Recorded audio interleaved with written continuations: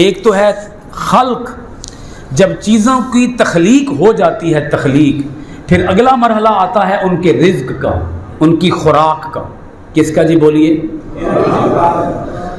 اچھا ایک تو ہے، ایک ہے نباتات، ایک ہے حیوانات. اگر صرف ہم نباتات اور حیوانات کی بات ہی کر لینا، ان دو انواع کی بات کر لیں، تو حیوانات کی اب تک جو دریافت سائنس کر چکی ہے، حیوانات کی انواع کی دریافت، حیوانات کی، تسی پتہ نہیں لفظ کیوں نہیں بول رہے، چلو اقسام کہہ لو، اقسام، حیوانات کی اقسام، حیوانات کی اقسام، 10 لاکھ اقسام حیوانات کی سائنس دریافت کر چکی ہے، اور 2 لاکھ اقسام نباتات کی سائنس دریافت کر چکی ہے، مگر ہیں کتنی وہ نہیں پتا. آپ سمجھ لیں لکھوں کھا قسمیں ہیں جانوروں کی، اور پھر لکھوں کھا قسمیں ہیں جڑی بوٹیوں کی، بیلوں کی، درختوں کی، پودوں کی، اور پھر انسان، ارب خربہ انسان دنیا کے اندر، یہ جتنے انسان زمین پر آئے چلے گئے اور جو اب موجود ہیں اور جو آئیں گے، ان انسانوں کی خوراک، ان جانوروں کی خوراک اور ان نباتات کی خوراک کون پوری کر رہا ہے؟ اللہ کا سوال ہے، کون پوری کر رہا ہے؟ پہلی بات، کوئی شان خلق نہیں رکھتا، کوئی خلق سمجھ آ رہی ہے نا، یعنی کسی بھی جان کو پیدا کرنے کی کوئی طاقت نہیں رکھتا. پھر جتنی جانوں کو اللہ نے پیدا فرمایا ہے، جتنی جانوں کو اللہ نے پیدا فرمایا ہے، اللہ سوال کرتا ہے ان جانوں کو کون کھلا رہا ہے، کون پلا رہا ہے؟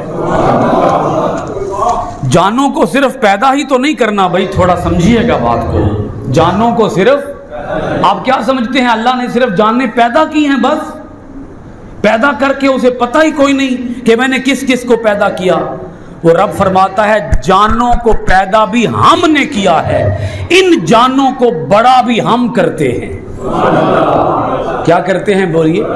ان کی پرورش، ان کی نگہداشت، ان کی کفالت، ان کی دیکھ بھال، ان کو بڑا کرتے ہیں، ان کو پھیلاتے ہیں، ان کو عروج عطا کرتے ہیں، ان کو بانک پن عطا کرتے ہیں، اس جان کے اندر مزید جانیں اگاتے ہیں، پیدا کرتے ہیں.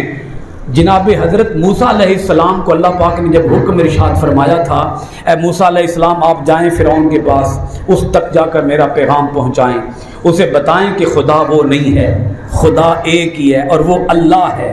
اللہ پاک نے جب فرمایا موسیٰ علیہ السلام کو جاؤ فرعون کے پاس میرا پیغام لے کر، تو حضرت موسیٰ علیہ السلام نے اللہ کی بارگاہ میں عرض کیا، یا اللہ میرے گھر آلے، یا اللہ میں تھوڑا ٹائم دے، میں اپنے بچیاں واسطے آٹے دا جوڑ لواں، اکٹھا کر لواں، کیونکہ میرے آنے جانے تک تھوڑا ٹائم تو لگے گا، کچھ دن تو لگیں گے. اتنے دنوں کے لیے میں اپنی اہل و عیال کے لیے مکان کا، چھت کا اور کھانے پینے کا انتظام کر لوں.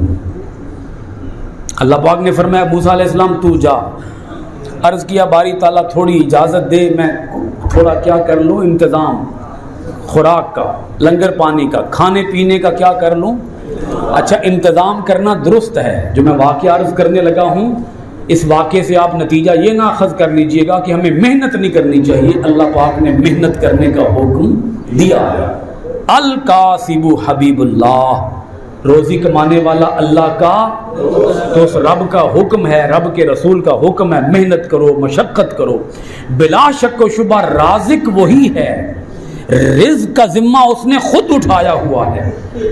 اللہ تعالیٰ رازق ہے، ہر ایک کو رزق عطا فرماتا ہے، مگر محنت کا حکم بھی دیتا ہے. بولیے گا.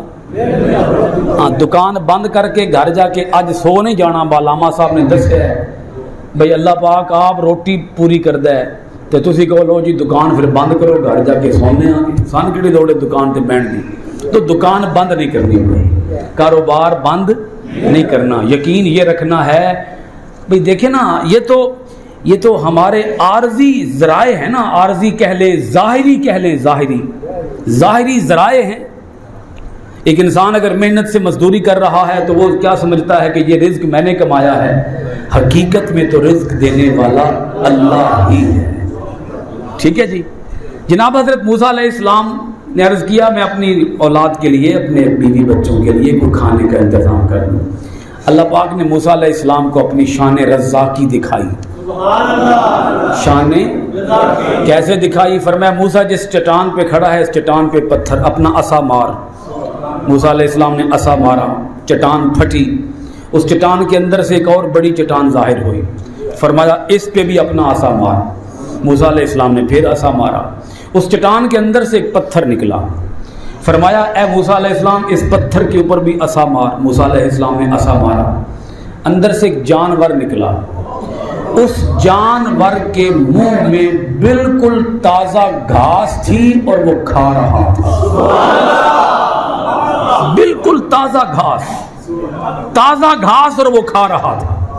اللہ پاک نے موسیٰ علیہ السلام کو ارشاد فرمایا اے موسیٰ مجھے یہ بتا میں وہ رب ہوں جس کو 3 پتھروں کے اندر موجود جانور کا بھی پتہ ہے, میں اس جانور کو بھی بھوکا مرنے نہیں دے رہا.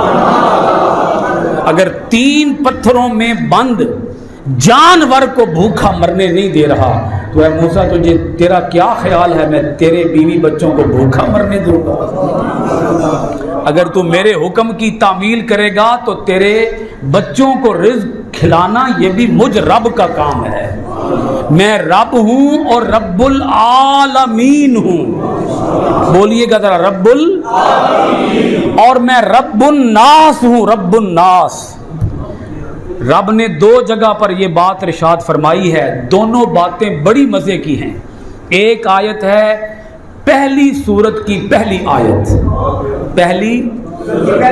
پہلی سورت کی, اور ایک آیت ہے آخری سورت کی پہلی آیت. الحمدللہ رب العالمین, یہاں ہے رب العالمین, اور آگے ہے قل اعوذ برب الناس. اب آپ حضرات ذرا غور فرما لیں, وہ رب العالمین بھی ہے وہ رب الناس بھی ہے. مسلمانوں بات سننا ذرا غور سے, اپنے دل کے اوپر ہاتھ رکھ کے. وہ رب کسی ایک مقام پر بھی رب المسلمین نہیں فرماتا. یہ نہیں فرماتا کہ میں رب المسلمین ہوں, میں مسلمانوں کا رب ہوں. وہ جب اپنے رب ہونے کا بیان کرتا ہے تو فرماتا ہے میں صرف مسلمانوں کا رب نہیں ہوں, میں سارے انسانوں اور پھر سارے جہانوں کا رب ہوں.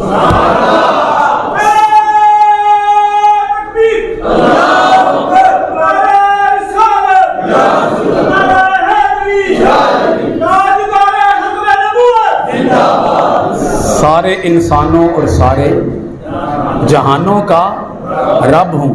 پھر بھی ہمیں روزی کی فکر کرنی چاہیے.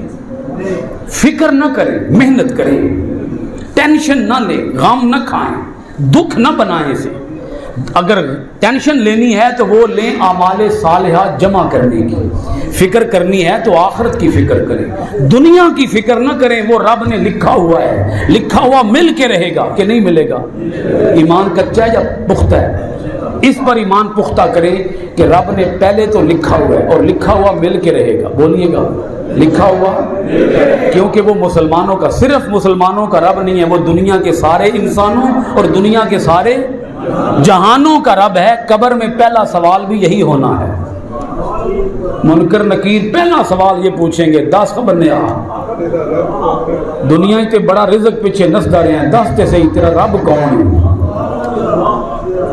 تے اوتھے پھر کی کہو گے میرا رب امریکہ ہے جی, میرا رب میرا مالک ہے, مطلب فیکٹری دا مالک, او میرا رب ہے. تو بھائی اگر رب اللہ کے علاوہ کوئی رب نہیں ہے تو پھر کسی سے ڈرنے کی ضرورت بھی نہیں ہے. اس رب نے رزق کا ذمہ خود لیا ہوا ہے, ورنہ تو سارے بھوکے مر جاتے. سارے انسان, دنیا بھر کے سارے انسان کھا پی کے رج کے سوتے ہیں کہ نہیں سوتے جی؟ سب کو ملتا ہے کہ نہیں ملتا؟ جانور ہیں, نباتات ہیں, اور کیڑے مکوڑے ہیں, حشرات ہیں, اور تو اور اللہ تعالیٰ تو بیلوں کا رزق بھی خود اٹھاتا ہے. پودوں کا رزق بھی خود فرماتا ہے، ہر چیز کے رزق کا انتظام رب خود فرماتا ہے۔ وما علینا الا البلاغ۔